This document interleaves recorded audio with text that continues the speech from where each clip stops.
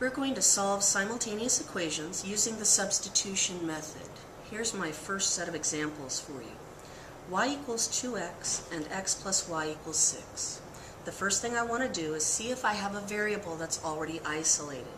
If you look at the second equation, both the x and the y are together. That's not a good one to use. But if I look at this first equation, my y is alone. So I'm going to begin with this equation that y equals 2x. I need to take this value of 2x and put it in for the y in the other equation. So my x, my plus, my equal sign, and my 6 will all stay the same, but this y will now become 2x. The reason why I did that is now I have an equation that's written in all one variable. What I can do now is collect my like terms. X plus 2x, does everybody remember that there's an invisible 1 here? So this is 3x equals 6. This means that I have 3 multiplied by x to get to 6. I undo multiplication by dividing, and I get x equals 2. There's one of my answers, but I'm not done. Now what I need to do is I need to take this x value and I need to choose to either plug it into the first or second equation.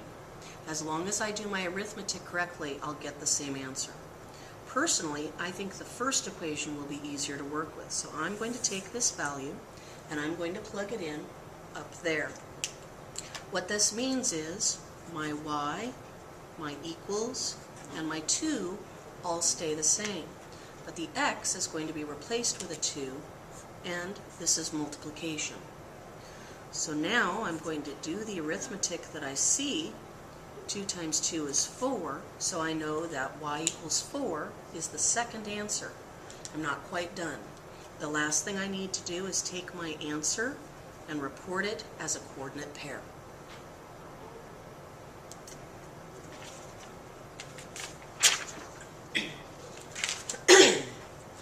Alright, let's look at a second example.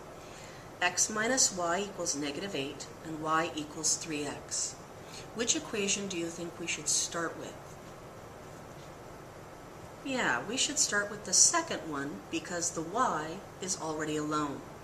That means I'm going to take this value of 3x and I'm going to plug it in for the y in the other equation. This means that the x, the minus sign, the equal sign, and the negative 8 all stay the same. However, the y is now going to become a 3x. I need to do my arithmetic.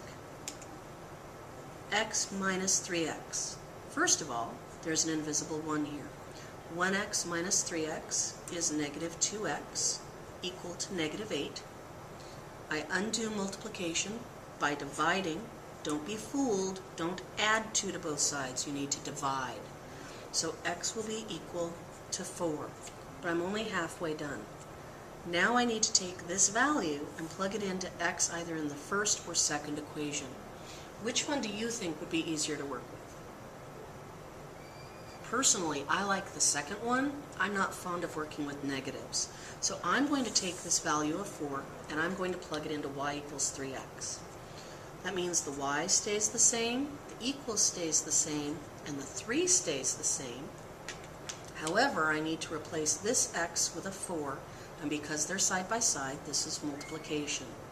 So this tells me that y is equal to 3 times 4 is 12. The last thing I need to do is take my answer and report it as the coordinate pair for 12.